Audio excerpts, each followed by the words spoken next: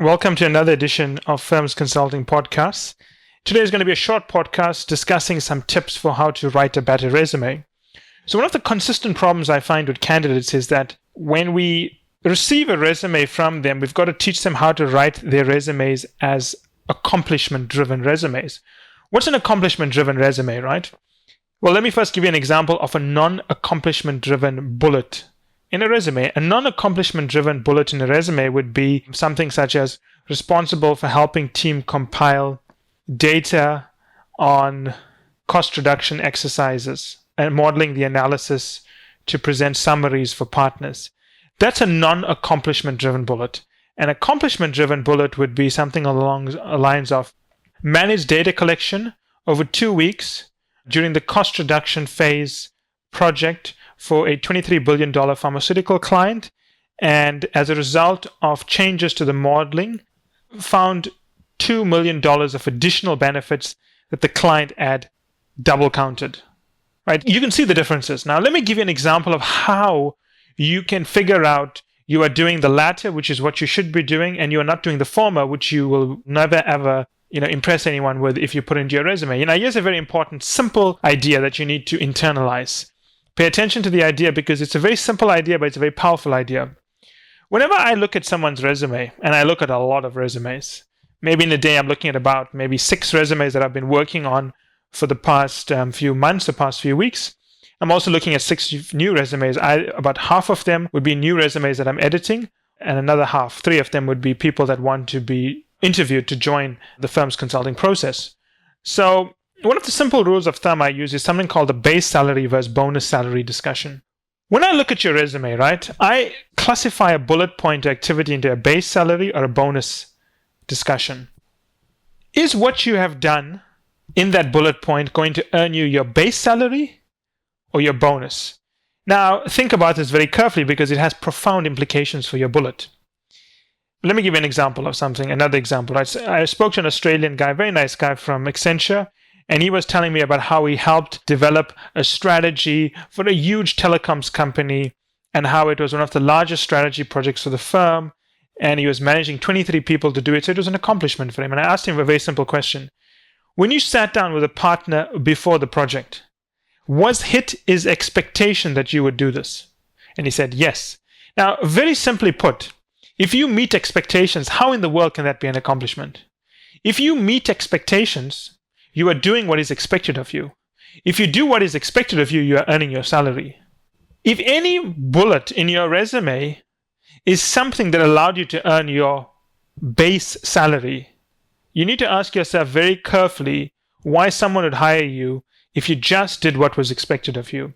So you need to go through all of the bullets on your resume and ask yourself, is this something I did that helped me earn a bonus? Or is this something I did that helped me retain my job? Because that's what a base salary is, right? If you're doing something that just meets expectations, you're just doing enough to keep your job, so you're just doing enough to keep your job.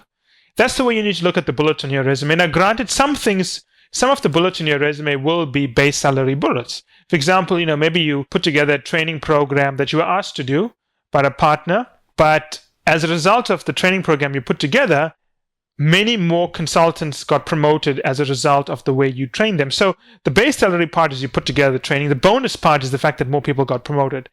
I am okay if some of your bullets are going to be base salary bullets, but they should never be the majority. If I see 3 bullets underneath a job description, all 3 should be bonus bullets. If I see 5 bullets underneath the job description, I expect 4 of them to be bonus bullets and 1 to be a base salary bullet. And that's how the way I read everything. If I look at what you did at university, right? People always tell me, hey, Michael, I didn't have time to do anything else. Well, then don't waste everyone else's time by trying to make it look like you were busy. If you didn't have time to do extracurricular activities when you were at university, if you didn't have time to manage your life and show you were a leader, what makes you think a consulting firm is now going to give you a chance to prove yourself? It would take a lot for them to do that. You have to show that you've went above and beyond what was expected of you. It's called the bonus bullet theory, right? So when you write out your resume and you go through it bullet by bullet, you've got to ask yourself a simple question. When I read this bullet on my resume, does it explain what I've done that was expected of me? Or does it explain something that I did over and above what was expected of me? If the majority of your bullets talk about things you did, about your roles and responsibilities that met expectations, that met the expectations of the partners, then you haven't done much. And if it exceeded expectations, then you don't just tell me it exceeded expectations, you should be able to explain how it exceeded expectations. If your job was to develop a very difficult strategy for a client, that was the expectation. Simply doing it is not worthy of putting into your resume unless you can explain how you stepped into a very difficult environment and how what you did helped the client beyond what was expected of you. So always think about this when you write a resume. Base salary or bonus bullet. And if you're struggling to do something, that's okay. If you're struggling to do it, that's fine. But you should never come out and try to justify why you cannot do it. And I see a lot of people doing it. They'll come back and say, Michael, I can't think of anything else. I was going through a lot of personal difficulties. Well, that's nice. And sure, you may have been going through personal difficulties, but you cannot ever expect someone else to appreciate that because they don't know if it's true. The lens people go through to get jobs today, when someone says, they went through personal difficulties, you got to ask, what was that personal difficulty you went through? What happened? And even if there was a personal difficulty, I can assure you there are many people who go through worse personal difficulties and they do well.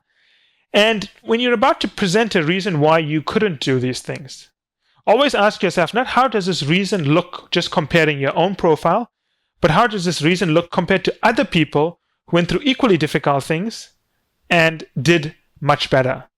The point is, there should never be an excuse for exceeding expectations. If you join a company, if you choose to go to university, you should always aim to exceed expectations. And if you're not exceeding expectations, then you're not meeting the criteria for what consulting firms look for. Consulting firms look for A-level employees. They look for alpha males and alpha females, people that take charge and make the most of what they're given. So whenever you're reviewing your resume, always go through each bullet point and ask yourself, did you simply do enough to meet expectations and keep your job? Or did you exceed expectations? That's the question. Doing a great job is not exceeding expectations. Doing more than what was expected of you is exceeding expectations. And the ability to explain how you exceeded expectations is equally important. Don't just say you exceeded expectations. I want to know how you've done it.